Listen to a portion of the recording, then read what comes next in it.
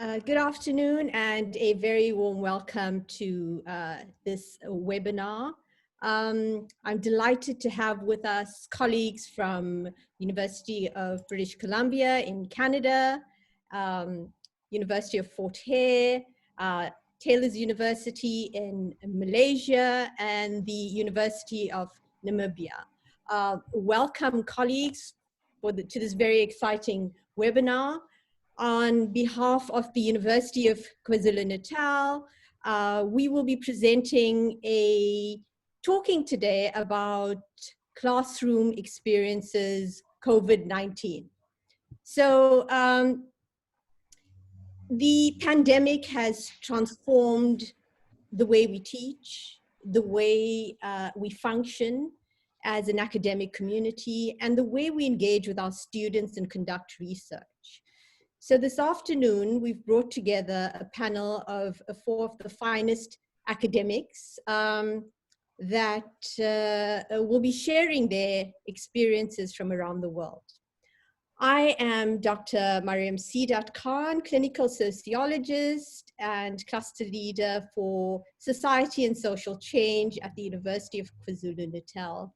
Welcome, and we're going to kick off today's webinar with my colleague and dear friend from Malaysia, Dr. Melati Wan. Welcome, Melati. Okay, thank you so much, Dr. Mariam. Thank you to the University of KwaZulu-Natal for having me here with this really esteemed panelists. If you don't mind, I'll be sharing my screen for that. Okay.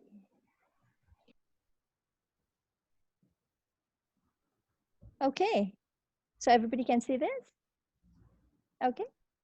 Okay, so well, I will be talking a little bit more towards embracing this COVID-19 curricula. Are we ready? So let me just jump into this.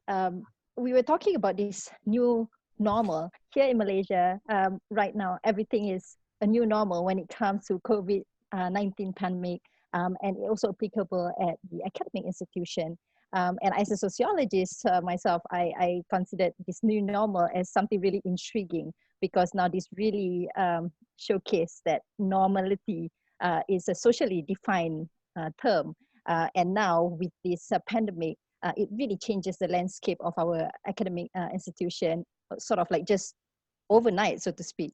So I'll be talking about three different areas and highlight certain things for us to sort of think about should we want to embrace this new normal or the COVID-19 kind of curricula. So I'll be talking a little bit about the infrastructure, resources, manpower, and access, the new market, as well as the roles and relationships. Well, in terms of this infrastructure, resources, manpower, and access, here in Malaysia, generally speaking, there is this disparity, I would say, in terms of infrastructure and resources. For myself, I come from a top university, private university in Malaysia, Taylor's University, and it is also among the leading one in the Southeast Asia. So in terms of infrastructure and resources, they have invested quite a bit.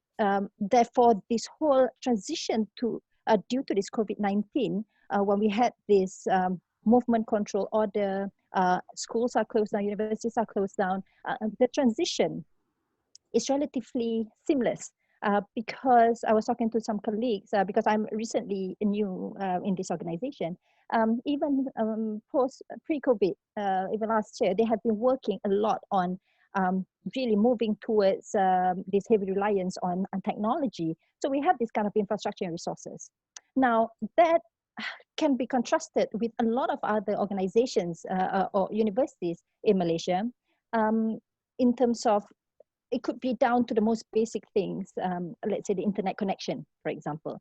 Now, in some institution, of course, internet is there, but probably it is not as reliable, or in some areas a bit more stable than the others. The type of software that we have, whether or not the students can access it remotely, the type of applications that the institution would want to purchase, the machines. So like now with this COVID-19 setup, all the academics have to sort of jump on the bandwagon, do a video recording, put it up, try to engage students, all these different applications.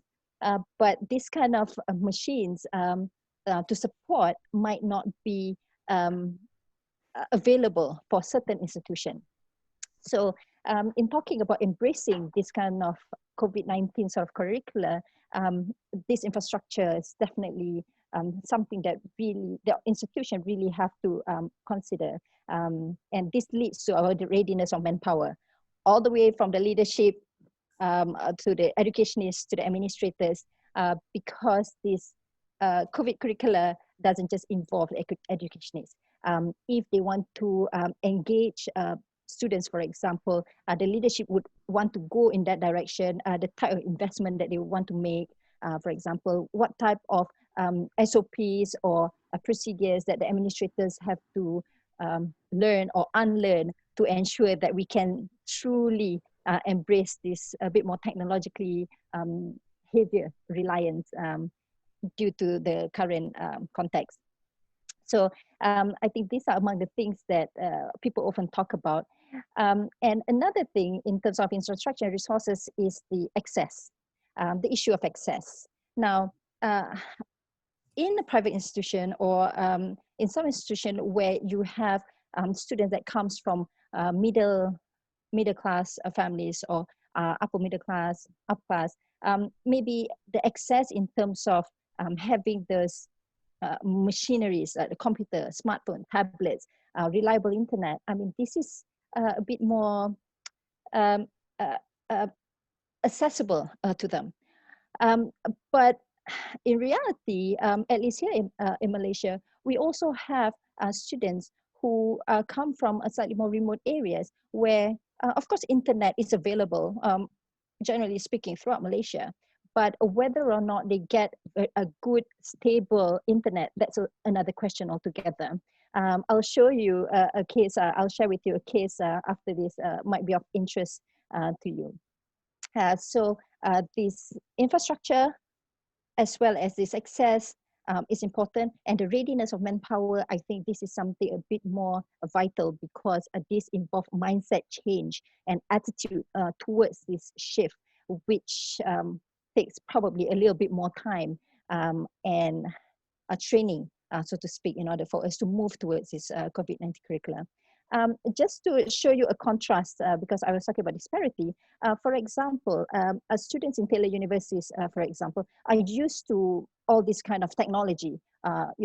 We have a lot of high technology items, and we even have a lot of webinars that was done to support staff members as well as students, be it current or prospective students, to enable them to sort of change the mindset and really sort of embracing this new normal and really moving forward towards this. But the other side of the contrast, there was this case that just happened in June. So this is a university student, a foundation student. So where she come from is sort of like a more remote area in Sabah. So she had to take an exams for her during this setup. So in her area, there's internet, but it's a bit more limited. So what she did was, if you see the picture on the left, it shows like a little hut that she sort of made it up. So she did this little video that she showed on her YouTube channel, and she showed how she set it up and all like that. So she was hoping to take her exams there. But little did she know, the morning of her exam day, she went there, the whole thing collapsed. And she realized that, I only have a few hours left. I won't be able to set this up. So she decided to sort of climb a tree, because when she's on a higher area, that's when she get a better reception. So that's what she did. She climbed up, she recorded all these things, just put on a mosquito net, and then she literally stayed up there the entire day for 24 hours. So she took 2 exam papers, had her lunch, her dinner, and all like that up there. And then when everything's done, so she just get back down, for example. Of course, I mean, this is the extreme side of it, but I'm just showing that kind of the type of student and type of access that something that we have to really think about, should we want to go and truly embrace this kind of curricula COVID-19 curriculum. And I think this whole experience for us sort of like redefined the whole entire tertiary education. I mean, in Malaysia, of course, there's a lot of university that do offer online programs. This is not something truly new. So we have what we call the online distance learning. But I guess with this, the extreme change of just getting everybody on it, so I really hope that more institutions actually pick up on this and sort of like move forward and not just waiting for everything sort of to subside again and just revert back to just how it used to be. Because I think this, because of this experience, a lot more academics probably are more innovative in their teaching and learning, and then the whole more engaging approach that could be more useful for this kind of online learning. In fact, parents and students, because right now, like for us in Malaysia, since the movement control order in March, people might be more accustomed to this new normal, this new kind of education system. So they might even prefer this kind of method that a bit more heavier reliance on technology rather than the conventional way. So there might be more and more audience to this kind of market. In fact, it might be also a good thing that people might be able to break the conventional thought of going to school, university, and then work. People could now actually just do it both simultaneously, because now people have done online with more asynchronous kind of learning. So you have people like young parents, single father, mother, people who had to care for the elders or disabled at home, who find it a bit more difficult for them to go to university to learn. I mean, this would be another option that I think, should we embrace this to its fullest potential, would actually do good to a tertiary education. And lastly, I just would like to highlight this. I won't talk so much on this. I know my time is about almost up. I just would like to highlight in terms of roles and relationships. Now, we always talk about education institution as for its manifest function, like we go there, get our education for jobs. But yet, all these kind of changes definitely also changes the type of roles and relationships that the students and all the staff members have. For example, the relationships of student administrators. Traditionally for us, it's always easier for students where they don't know what to do. So they would just sort of jump at the office, go to the administrator, get help, and then follow up with an email. But should we not have that? How do we ensure that their needs are well taken care of, for example? Student educators, we also have to realize our latent function to the whole academic setting. It is not just to literally educate, but educators are oftentimes perceived as role models, somebody that students could rely on and work together. So how do we actually still ensure that the warmth, the kind of rapport that is built, sustain even within this kind of context or setting? Student to student relationships, for example, how do we build this kind of community? Or if we have a representative, for example, the whole game has changed.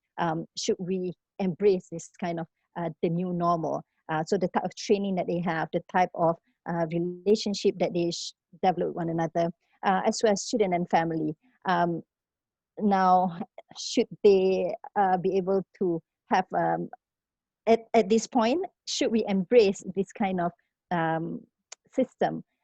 Chances are the students would learn earlier about this whole work-life balance or study-life balance, which I think is a interesting thing, and it's good for them to venture into this earlier on in life. But at the same time, how do we give that kind of support to ensure that they can serve their role as a student and yet being able to balance this off? So these are among certain things that I guess we could ponder upon in lieu of embracing this kind of COVID-19 sort of curricula. That's all from me. I'll hand this over to you. Back, Dr. Mariam. Thank you, Melati. That was very interesting. We're going to hold questions once all the speakers have had the opportunity to present. Next, I'd like to introduce you to one of our leading scholars here in South Africa, Professor Philani Moyo, who is the director of the Fort Hare Institute for Social and Economic Research. Welcome, Prof. Moyo. Thank you for joining us.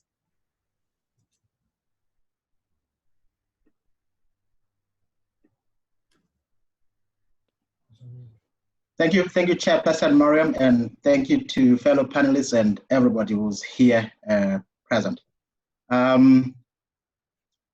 The title of my talk focuses on a different kind of classroom, and it's not the usual lecture venue.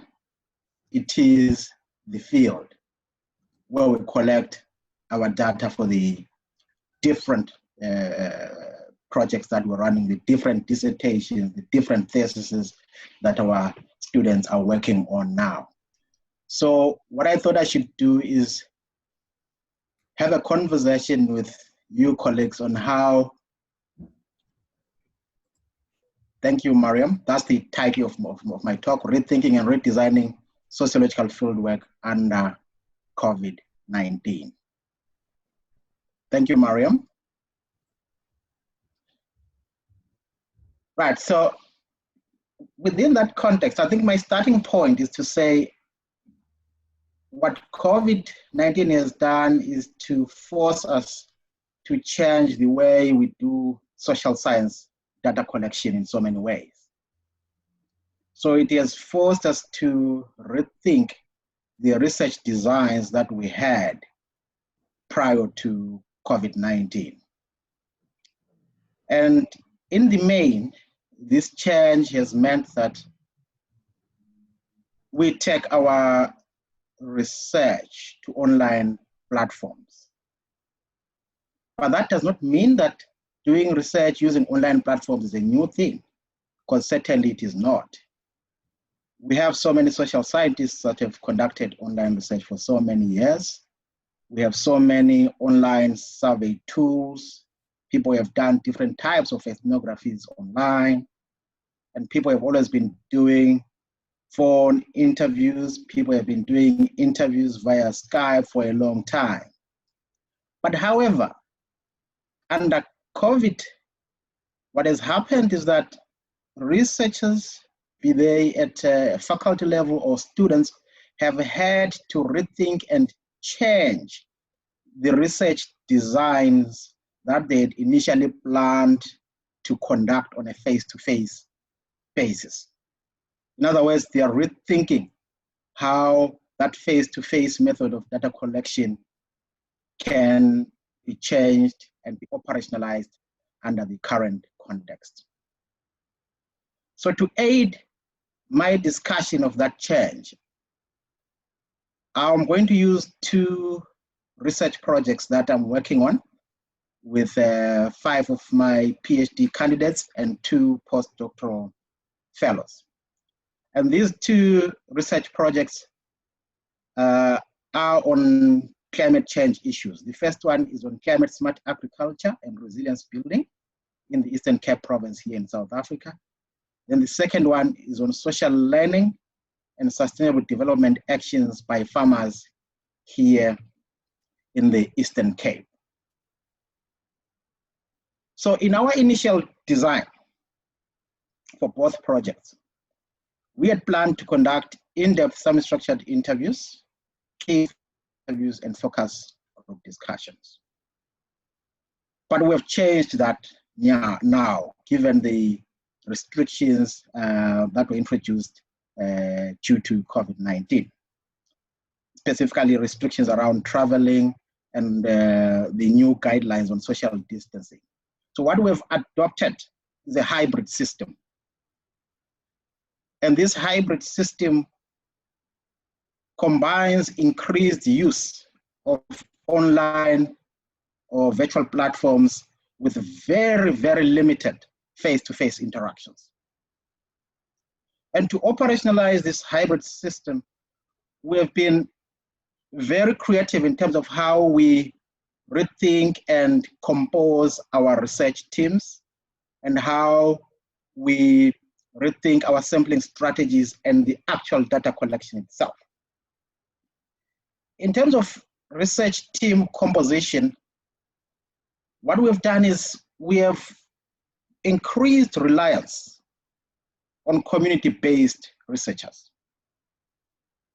And here I'm referring to the young men and women that we had already identified to work with prior to COVID-19. But prior to COVID-19, they were going to have some roles in the data collection process. But now, their role has actually changed as they've become very, very central to the whole data collection process in the rural communities. And so what we've done is we have then had to do intensive remote offsite training for these community-based researchers.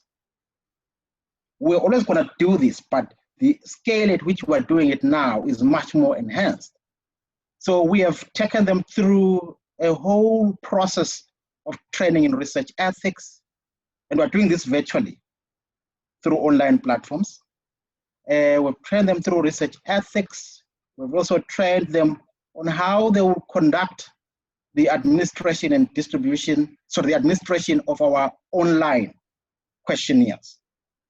And also, we've taken them through how they're gonna conduct some of the phone-based interviews, as well as monitor how some of our respondents respond to our electronic interviews. So that process, we've done it over the last month or so. It's complete. So now they are fully trained, so well-versed with all those electronic aspects of the research process at community level. And what that has entailed as well is the caliber of the community-based research assistant has changed a bit.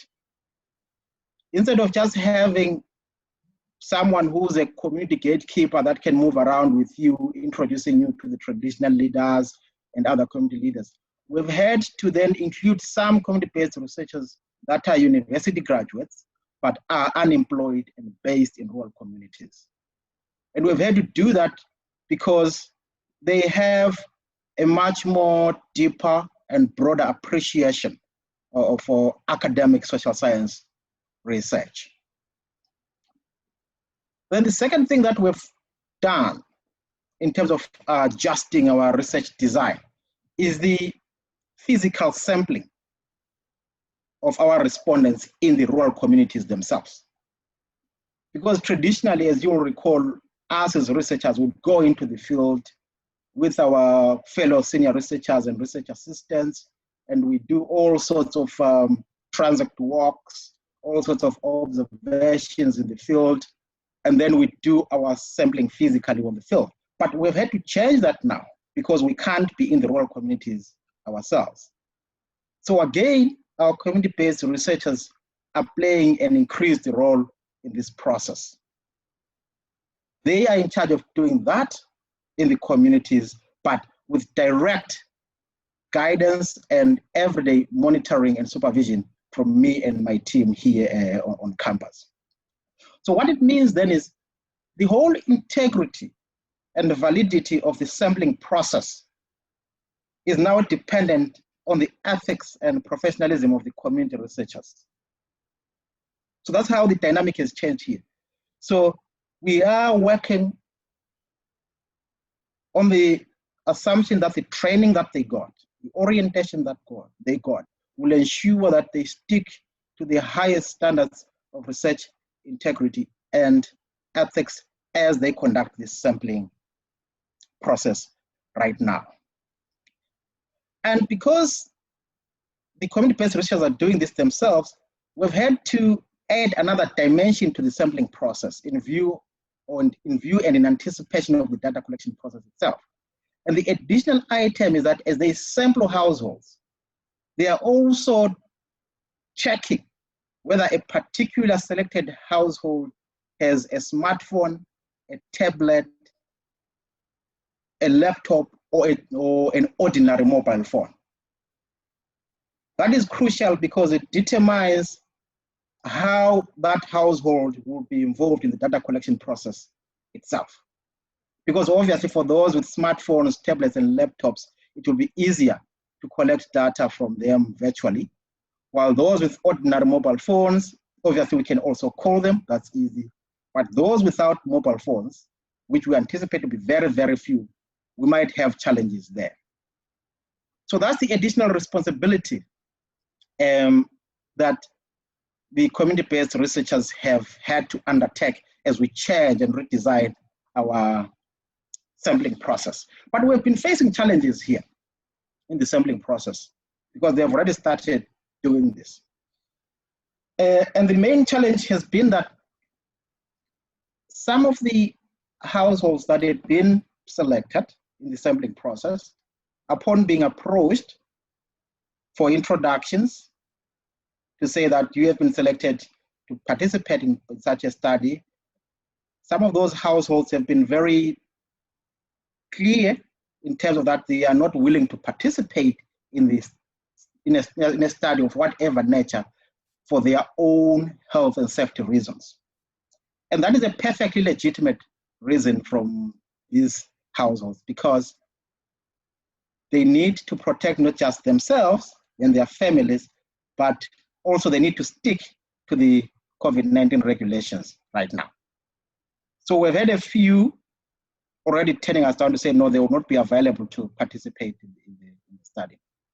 Another sampling challenge that we've faced here is that as the community-based researchers are moving around, doing all these transit walks and talking to potential households, there is the risk of them being exposed to a household where somebody has been infected or where somebody is in isolation or where somebody is actually infected right now. So those are the key challenges that we're experiencing at community level right now. Then the other challenge which we anticipate later on once we finalize the sample size is that we're gonna lose, especially when we start doing the interviews virtually, we're gonna lose the rapport that we normally enjoy with our respondents when you do the actual data collection. Because it's one thing to talk to somebody over the phone. It's one thing to ask somebody to complete a survey questionnaire online.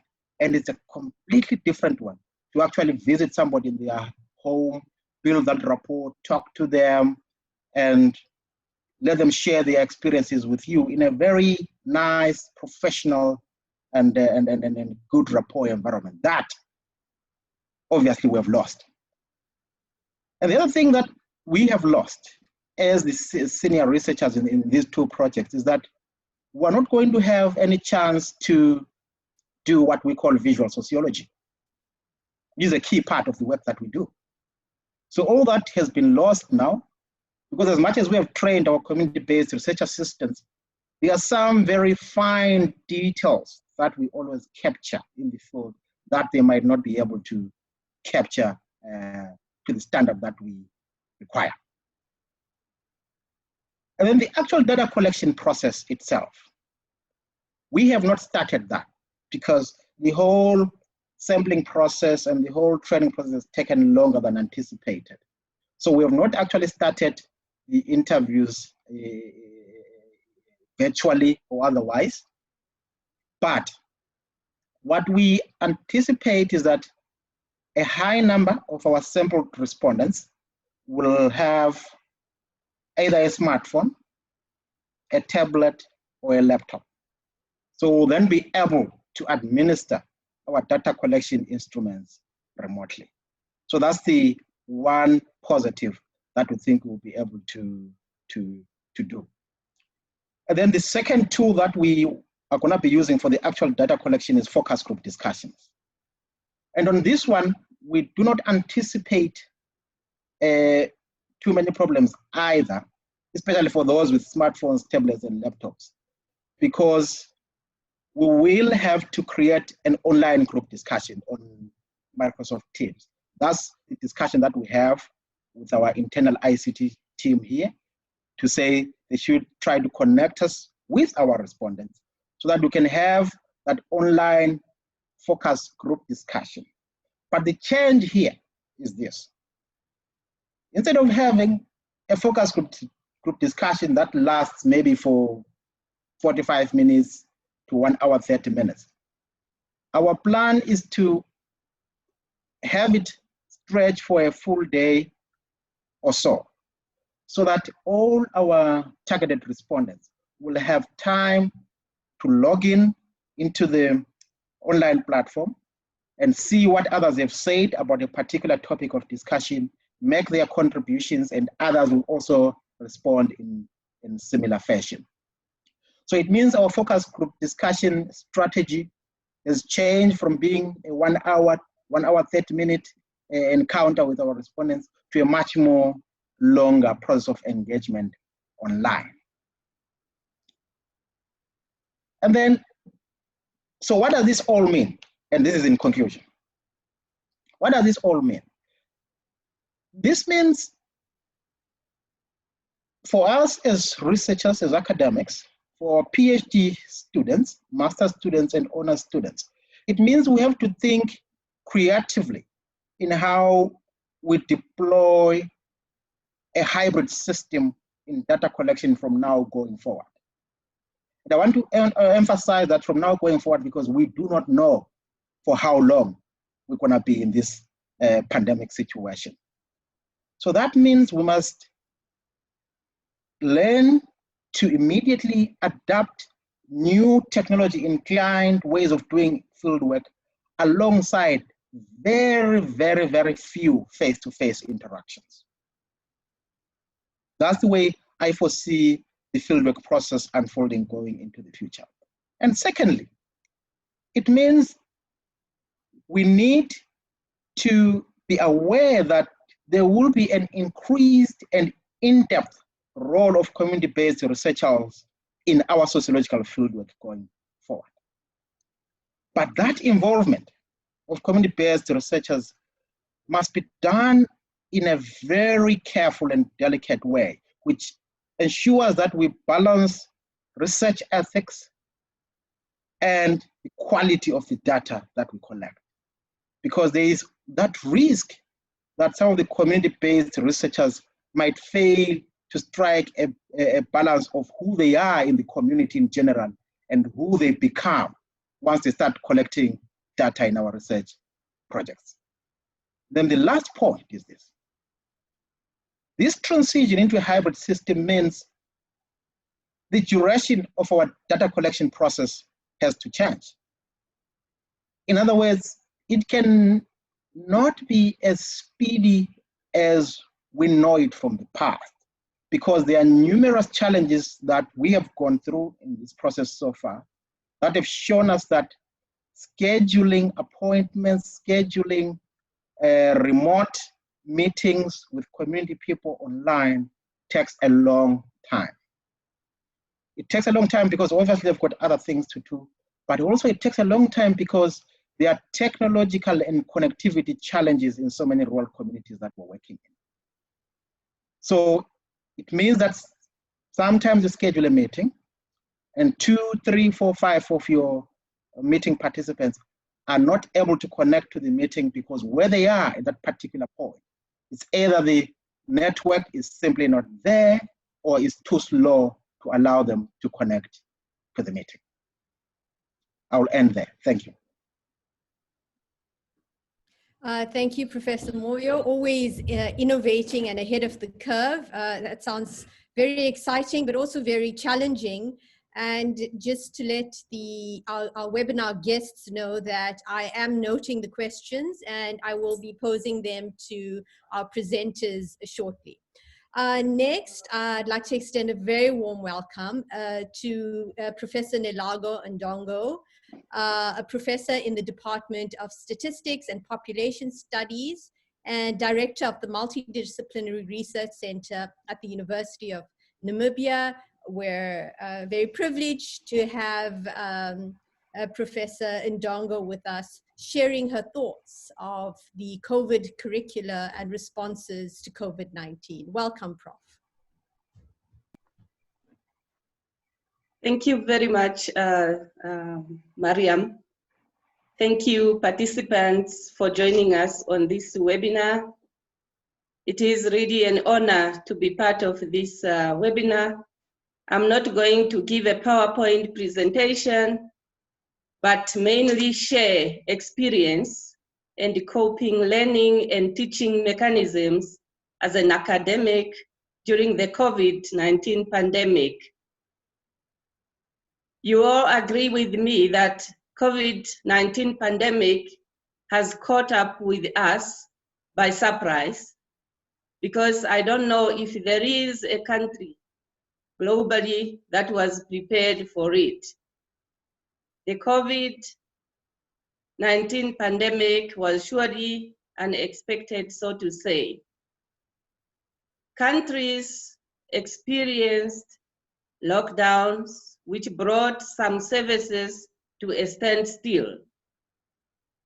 People also have adopted new ways of physical and social engagements. Universities globally are not spared in any way. They are equally affected in their service provision. Like any other universities in the world, the University of Namibia was not prepared for the transformational changes that we need to implement now. It was indeed business as usual at the beginning of this academic year in terms of waiting to meet our students and prepared for traditional in-person classes. Course outlines and relevant curriculum materials for most modules were prepared to be shared with the students based on face-to-face approach. However, things suddenly changed, and the situation required our immediate proactive transformation. University corridors were inactive, lecture halls were noiseless. The pandemic caused universities to close campuses and in-person classes. Academics, we were all concerned mainly with our students. The main question we dealt with was, how do we impart knowledge, skills, and guidance under the given circumstance, while ensuring that the quality of our products is not compromised, given the sudden situation, including our postgraduate research students.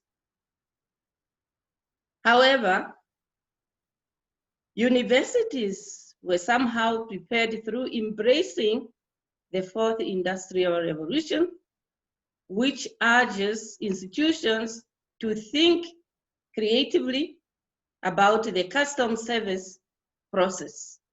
In our case, our students.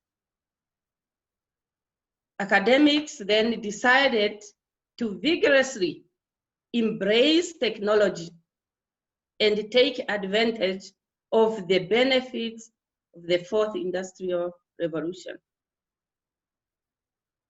I do agree that online learning and teaching is not new to many universities, including the University of Namibia. The University of Namibia had gradually introduced it before COVID-19 and has a dedicated center coordinating the effort. However, It was to a smaller scale and it was easy to manage. The COVID-19 pandemic has prompted universities to scale up online learning and teaching, and this posed a number of challenges, not only to academics, but also to students.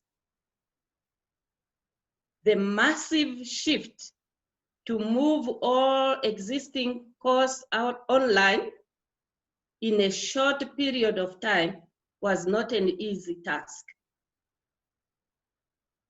In general, a complete online course requires an elaborate lesson plan design. It requires teaching materials such as audio and video contents, as well as technology support teams. We suddenly found academics teaching in front of computer screens, and students have to stay at home and take courses through the internet. It was not easy for everyone. Academics faced the challenges of lacking online teaching training and experience, and also not having prepared online materials. Although many academics adapted very fast than anticipated, the challenges for students were enormous, ranging from technical operation obstacles to having difficulties due to the lack of a good learning attitude, lack of self-discipline, suitable learning materials, and a good learning environment when they are self-isolated at home. These are some of the challenges they experienced. It became even more challenging when we had students from rural areas where resources are limited in terms of internet access due to poor network and even data acquisition. To overcome all these challenges, it required a stretched approach and the involvement of various stakeholders. For example, the mobile telecommunication, MTC, in the country was required to expand its service for network access to allow for online learning and teaching. Under this circumstance, support structures are crucial for an institution. At the University of Namibia, procedures for online learning and teaching are in place. Staff and students have been using an open source learning management system called Moodle, supported with Panopto, to enforce online learning and teaching. Training sessions, continuous communication, and update on improving the use of online platform have been provided through existing structures. And this is the process. All this happened in a short period of time. With online learning and teaching, it is crucial that academics ensure active participation of all students. Because sometimes it may be tempting for students to skip classes or lectures, whether they are given online. And platforms like Zoom and Microsoft Teams have been very useful to encourage close contact with the students and also with the research groups. Overall, social media has been very useful during COVID-19 pandemic. Active WhatsApp group participation and discussion have been observed among staff members in departments and for various modules, as well as for various research groups. So people remained in contact through online platforms.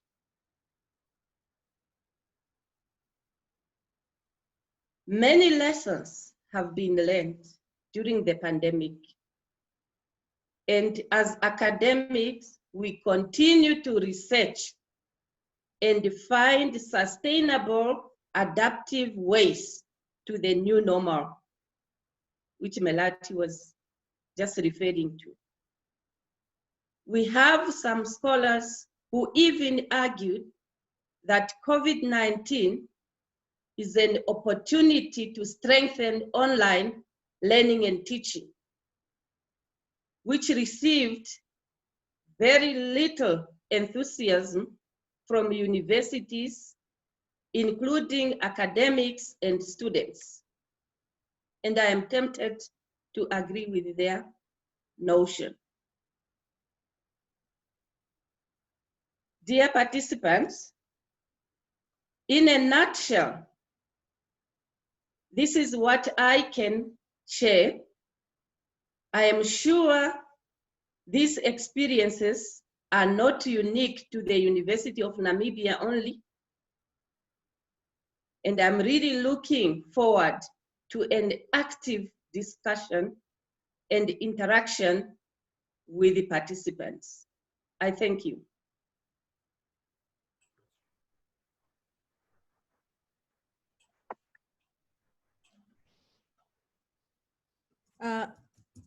Thank you, Professor Ndongo. That was a very interesting presentation. And our last presenter and colleague from the University of British Columbia, Professor Catherine Lyon, is in the Department of Sociology, and her area of specialization is teaching and learning. Welcome, Catherine. Thank you for joining us and getting up so early. Thank you. Go ahead. Hello. Thank you very much, Miriam, and the organizers, the University of KwaZulu-Natal, and these excellent panelists. I'm grateful to be included in this important event. Today, I am sharing research done by myself and my colleague, Siobhan McPhee. A little bit about me. I teach mostly large introductory undergraduate courses in sociology. I teach mostly face-to-face, but I have done some online teaching in the past. I was teaching during this transition in the spring, and I have been teaching 2 online courses this summer, and I'm teaching right now.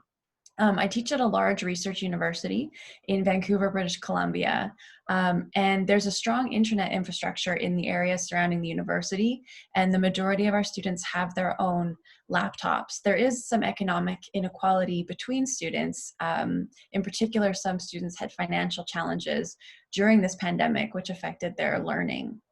We also have a large proportion of international students at our university, and many of them have now traveled back to their home countries under the pandemic, where they are in different time zones.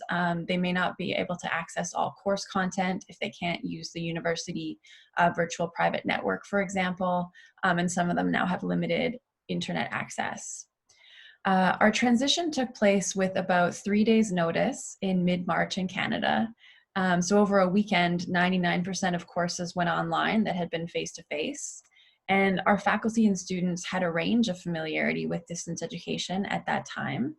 The university had already funded and supported online platforms and tools, but only half of faculty members had used them in their teaching. So the university quickly created a website with resources and workshops for faculty, and the technology support staff started working extra hours.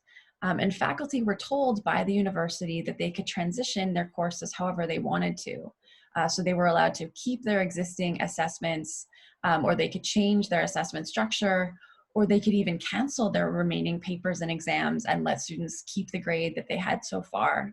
And faculty were advised that they could teach live or they could teach pre-recorded. So we had a lot of choice. So today I am going to share a research study that I did with my colleague, Siobhan McPhee, during this transition to emergency remote education.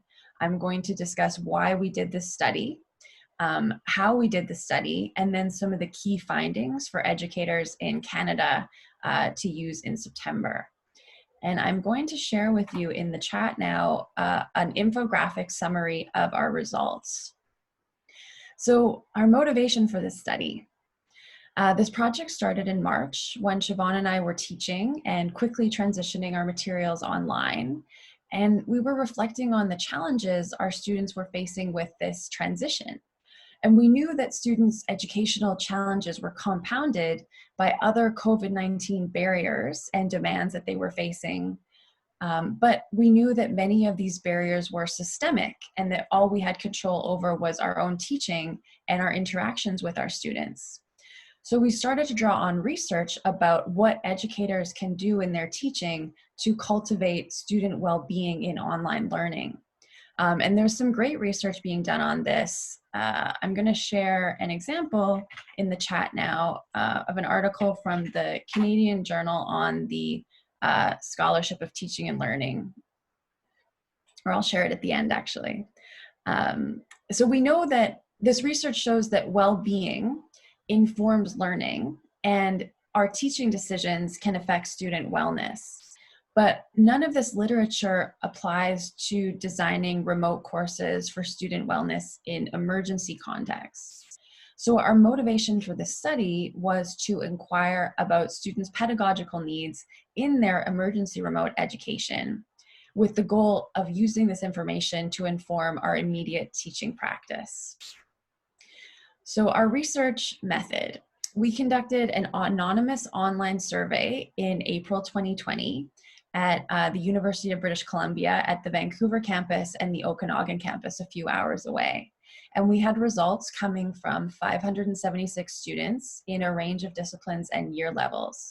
A quarter of our respondents were international students, and we asked students to answer survey questions in 4 key areas. 1 was their online transition experience. 2, how connected they felt to their instructor and their peers online. 3, how much autonomy they had in completing their course requirements. And 4, how all of this affected their overall well-being. And the results showed us that more planning is needed for our September teaching, and we feel there's broader implications here for student-centered pedagogy. Notably, 1/3 of students reported that there was a lack of student input into course decisions during the transition, and they cited this as a key challenge to their transition to remote education. We shared the preliminary results of our survey, which I'll talk about today, through the infographic that I shared with you in April. And right now we're working on a more detailed report that we're going to share with faculty in August. So now I'll discuss some of the survey takeaways. So student feedback indicated that non-academic barriers were impeding their course involvement. On average, students experienced a 32% decrease in their course engagement in the post-transition online context. 3/4 of students were at some point, quote, unable to focus on studies due to non-academic related challenges. And this lack of focus was due especially to personal circumstances, as well as anxiety, stress, uncertainty, and challenges with motivation under the pandemic. And we know that educators can't fix these barriers for students, but our goal is to indirectly help students manage these daily struggles and to continue their studies by designing distance courses that fit their circumstances. Students' voices from this survey suggest that remote education in this pandemic context requires a somewhat unique set of course design practices. And students asked for 3 things in particular in the Canadian context. 1 is structured flexibility in remote course design. 2 is regular centralized communication. And 3 is consistency in educational tools and platforms. So I will discuss these 3 findings now. So the first finding, students need courses with structured flexibility built in. Given their complex circumstances, students appreciated course components that kept them on track and on schedule, but that also gave them some agency and freedom.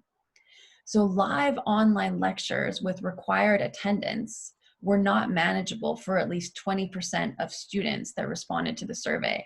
And this was due to technological issues, personal responsibilities, and time zones.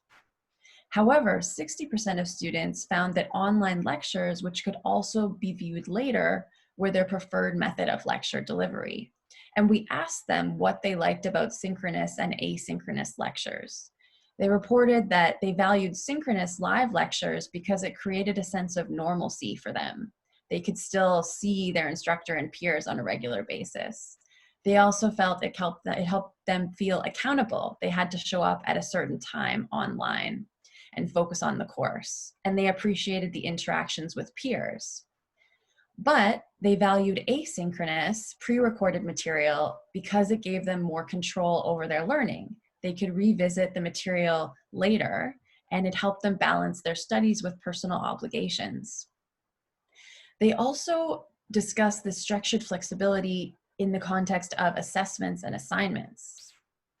We asked students which assessment interventions benefited their learning, benefited their well-being, or benefited both. And 3 things benefited both their learning and well-being. 1 was flexibility in assignment deadlines. So students could have choice in when to hand in assignments based on the other things that were happening in their life. 2 was choice in which assignments to complete. So some students preferred to write a paper, other students preferred to do a final exam, and that also increased their motivation. And 3 was the reweighting of assessments around the transition. So students wanted to have the choice of less value being given to their online assessments post-transition. Another finding was that communication should be embedded within the course itself. So 70% of students felt supported by their instructor during the transition, and communication was central to this support. Our results confirmed previous research that shows students value empathy when instructors communicate with them. So they want that emotional experience. However, we find that the medium for this communication also mattered. Close to half of students reported receiving an overwhelming number of emails from their instructors as well as from the university almost every day. And they found this really overwhelming. It became a barrier to their online transition because they were getting so much information from so many places all the time. So instead of emails, students report that they value regular scheduled check-ins through one centralized platform within the university's learning management system. So for me at UBC, we use Canvas. Online platforms that were interactive in nature also enabled students to feel heard. So messages that are not just one way, but that they could respond to and feel like someone was seeing their responses. And then our third finding, students desired consistency in what educational tools and platforms were used.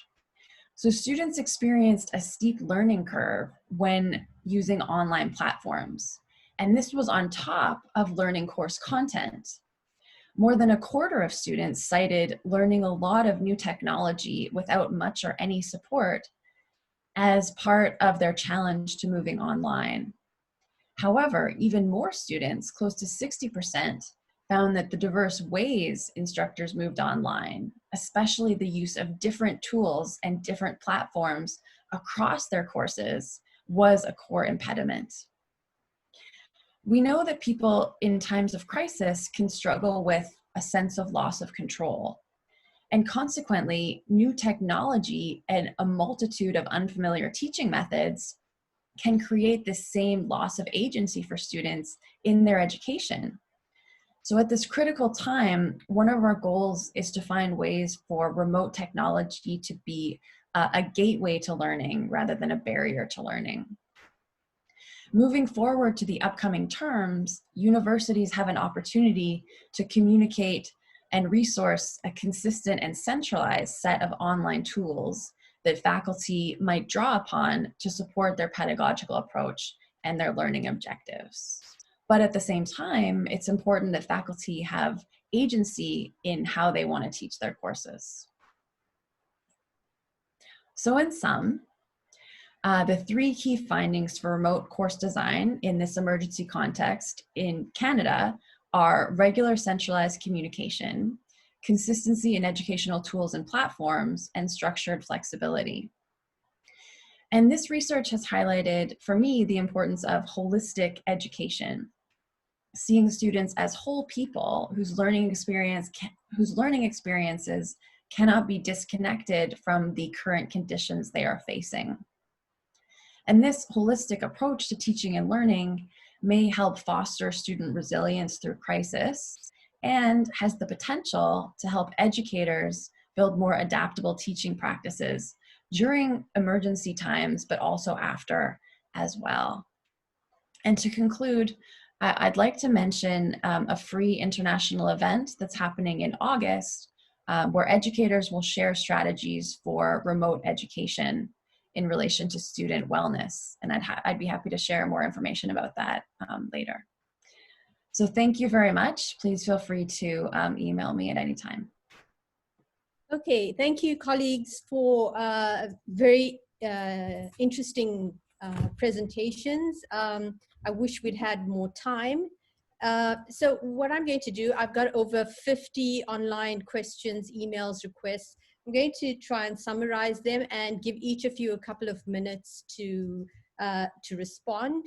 So you know, the recognition of the digital divide has come across strongly with all our presenters, and our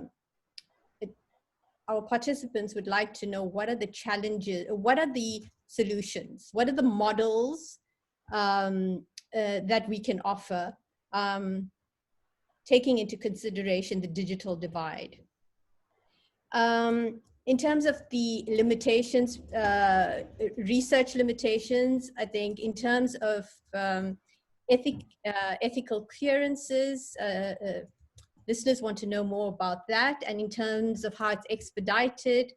And obviously, as sociologists, the absence of visual sociology and human engagement and human contact is an area of great concern. I think also the urban-rural divide, and all of you have mentioned this, the access to devices, with students not being on campus physically is a real concern, and they'd like to hear more of that. This has also come across from Dr. Mansingh from Mancosa, who asks about the flexibility or choice of academics, and also wanting to understand, Professor Lyon, you mentioned 3 days, Professor Moyo, you mentioned how quickly you have to transition to a new phase of research strategies and innovation, the impact that this has had on academics per se. Another question from the University of Kenya regarding how are we responding to students with physical disabilities, and what are we as universities or academics doing to engage or maintain and take care of the mental health of the university community per se? And the additional expectations imposed on both academics, researchers, and students. What is the way forward, and what, in your wisdom, what solutions or clinical interventions can you offer us? I think we will we'll start with Melati, and we'll give each speaker about 3 minutes, if that's okay, colleagues. Go ahead, Okay. Melati. Yeah, okay. So just, there's a lot of a really interesting question. Let me try and see how best can I answer some of them, at least within my capacity.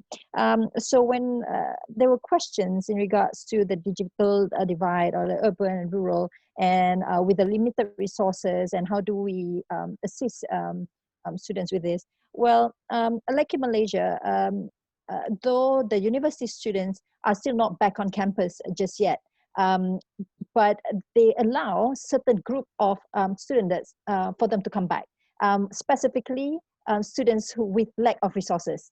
But that is about to start, I think, in August, where you have small batches of students who are given the opportunity to come back, or the final year students who need to use lab, or they need closer supervision. Those are the students that's allowed to come back on campus in lieu of not being able to have that kind of access or facilities at home. And also, I was talking to some of the educators. You know, some of them took on this initiative where they actually go and send over the materials to the students who have that kind of limited resources too. Of course, this is not an organized manner in chance, but I think this could also potentially be, maybe it's a bit more effort, but it could be done should some students literally limited in terms of their digital access. But generally speaking, here in Malaysia, people do have those kind of infrastructure. It's just, it is limited. So this would go hand in hand mainly with the assessment. So I know some people asking about the assessment. Now, in terms of assessment, in terms of timing, that would definitely help, because most of the time the access is there, but it's limited. So let's say if certain educators limited, for example, they can do a certain task within a couple of hours, that could be extended to at least a few days. So this in line with Professor Leon's theory about flexibility. So that kind of support can also be given in order to help students. In terms of research on disability, I also just would like to share, I am currently doing research with the deaf community. So initially we thought that it is a real challenge when we are doing, because we have to meet them face to face, do a video recording, because we would have the researcher, the translator, and we have people with people who are deaf. But we found out that now, because of this COVID situation, and we are not encouraged to do this face-to-face interview, our online interview has been relatively successful, because we could do the recording straight away rather than having a camera setting up during the interview itself. So in terms of research, I saw some questions with that too. In terms of research, I think this condition actually push us towards getting a bit more innovative in our research. And I think for my research in particular, it actually enhanced the data collection process. And in terms of mental health, you were talking about, I guess, this is one of the big concerns that people have, especially during the movement control order itself. here in Malaysia, there were statistics to show that a rising number of people expressing getting depressed or really being mentally affected by the whole situation. And as a university, I think the type of support is more needed than any other time. Like this is the time, if anything, for us to have that kind of platform where even though we don't meet them, but right now with all this kind of technology, it's definitely doable, and people could actually still get that kind of assistance. It's just whether or not people want to reach out, whether or not they have developed that kind of rapport beforehand, for them to feel comfortable enough to have this kind of conversation. I think that is another thing that, let's say, counselors and student services could do to further encourage this kind of openness or actually reaching out for help. I hope that's okay for now, unless I have a specific question directed to me later. Thank you, Melati. Thank you. I think we can now move on to Prof. Moyo. Thank you, Chair, and thanks to all the interesting questions and comments. I'll respond and try to answer some of the questions, but obviously some are points of debate that obviously I cannot answer here. There was a question on how community-based researchers will be able to carry out their work without exposing themselves to risk. And my response to that is the way we have trained them is in such a way that whatever they do within the communities, they should operate within the current prevailing COVID-19 regulations that have been issued out in terms of where to go, when to go, how many people to meet, and who to meet and who not to meet, and when to gather and when not to gather. So we have shared all that information with them, and whatever they are doing it within the scope of the government-issued operational guidelines. And we have emphasized that it is very important to stick to those guidelines, and we've emphasized that it's very important for them to do most of the communication, if not all, through virtual communication, phone calls, etc. Then there was also a question raised about the loss of that human touch in the sociological data collection process.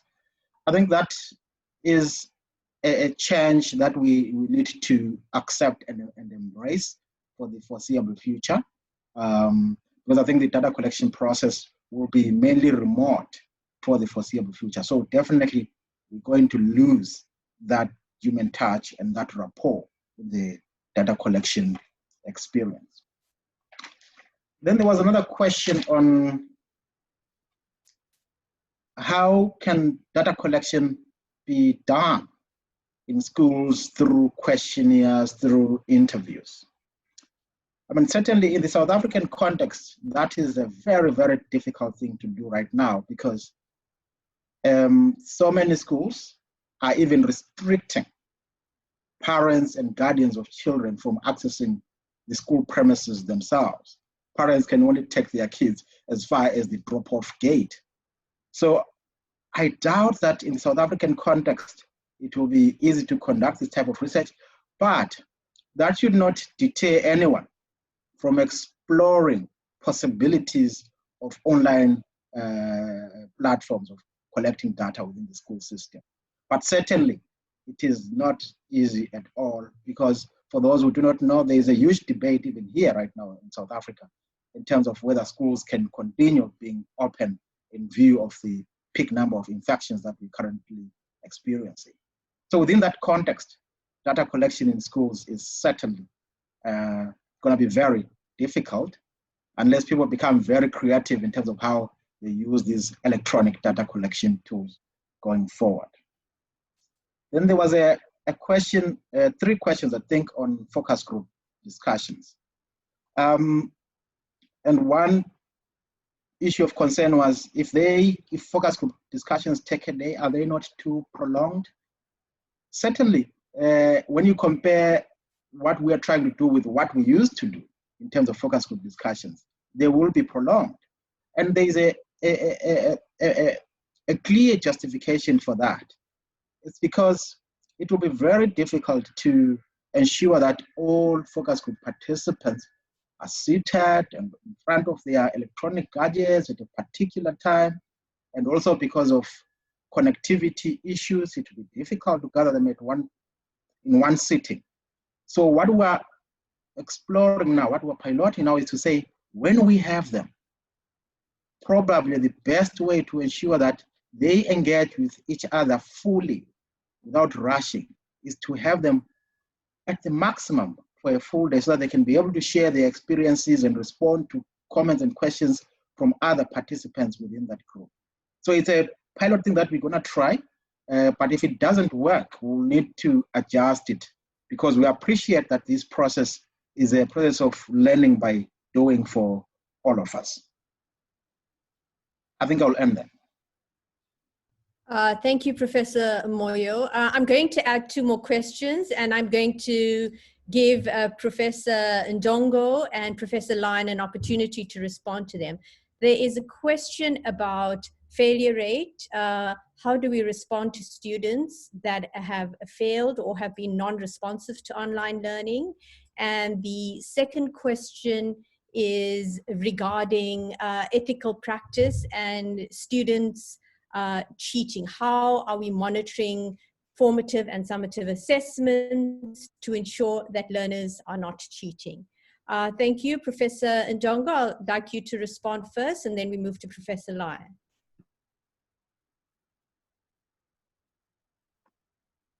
Thank you, Mariam. I would like to perhaps leave most part of the questions to Catherine. I'm going to answer, to make a comment and then answer one of the questions that was dedicated to the University of Namibia on the challenges that they experienced. And then I leave the failure rate and the ethical practice for Catherine to attempt those ones, if it is in order. I just wanted to comment on someone who mentioned the number of platforms that could be also used for online learning and teaching. And the participant, I think, highlighted a number of them. My comment is basically to say that a number of online platforms, some of them are yet to be developed because we are now in the trying times. Educationalists, we continue to research, we continue to innovate and find sustainable, adaptive ways to the new normal. Even the existing ones, they were developed given the need at the time.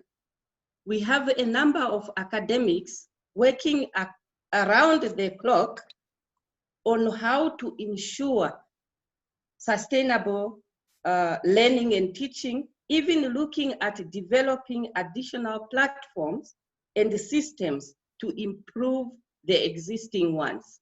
So we are not really saying that the ones that we have just highlighted, like the Moodle, Panopto, the Zoom, the Microsoft Team, are the only ones. There could be better ones that are on the way. The second one was on the challenge that the University of Namibia has experienced. I think I have highlighted those ones on the side of academics and also on the side of the students. The main one for students was, of course, connectivity and the availability of data or data acquisition. And the University of Namibia has done all it can to work closely with the stakeholders. As I mentioned, one of the stakeholders, the mobile telecommunication, to ensure that our students who are also in the rural areas, they are able to participate, they are able to get good connection and participate in the online learning and teaching. In terms of research, there are a number of research activities happening at the university in response to the COVID. Some are social, some medical, some scientific.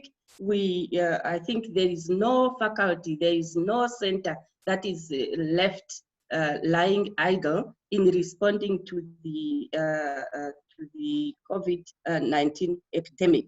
So some of the research activities that are happening is really to understand coping strategies of individuals, whether at the university for academics or whether for students or for people in the community. So all those research activities are happening, and the researchers have embraced the method of online data collection, where the questionnaire is shared through various platforms, online platforms, social media, and so on. And a number of research projects have really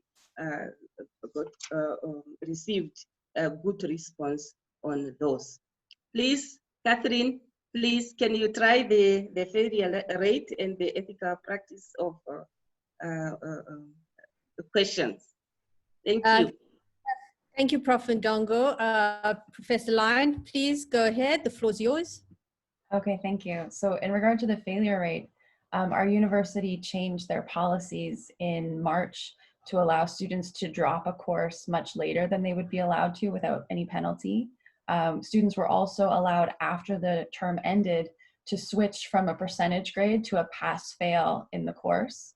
And our university has written on the transcripts that this term was the pandemic transition term, so students should not be penalized extra for the grades they get this term. In terms of cheating, I've seen a variety of things used, from having students sign an honor code to instructors doing oral interviews on Zoom with students, to changing the style of questions from standardized multiple choice questions to more critical thinking questions where students are writing essays, and just making them open book. So it's not cheating anymore, it's just a different style of question. But this requires a massive grading capacity and amount of time that can only be done if the university gives extra resources to instructors. So it's not just our individual decisions, in my opinion. There were some questions about student access, and I think that balancing or doing both synchronous and asynchronous lectures at the same time in the same course allows students to check in the way that they want to without taking away marks if they don't attend the live lectures. I've had to make sure that my students can see the lectures, so I don't just post them on the course platform. I've also started sharing them on YouTube, and I've made them downloadable so students can get them when they have internet and watch them later. And I like to do online discussion for interaction, but I know not everyone can participate at the same time. So I've been trying 3-day windows for discussion so that it still feels dynamic and students can log in whenever. I want to conclude by talking about this idea that online learning is artificial. And I think that it's just as constructed as the classrooms are. There's nothing particularly normal or natural about classrooms if you look at the history of education. And tools like pen and paper are tools, just like Zoom and PowerPoint is a tool. These tools enable us to do different things, and they give different people access. So that's my final thought. Thank you. Okay, thank you, Professor Lyon, Professor Ndongo, Professor Moya. I wish we, Dr. Mlatiwan, I wish we had more time to engage on the topic, because there are so many interesting questions coming in. There's something very interesting that's just come through by one of our members on the webinar is the impact of kind of sedentary lifestyle that we're as academics are experiencing for long hours online and sitting in front of our computers. So I think we're just beginning to look at how COVID-19 has intersected into every aspect of the academy. And I suspect that we will be researching the impact for decades to come on both careers as well as academic outputs for both students and academics. The challenge is a universal one, and I think thank you for all the great work and the contributions that you're making. Please visit the various university websites, which you can access based on the invitation. And you can find details of all our professors that have come on board for this. There's lots of requests here for a second and a follow-up seminar with many questions.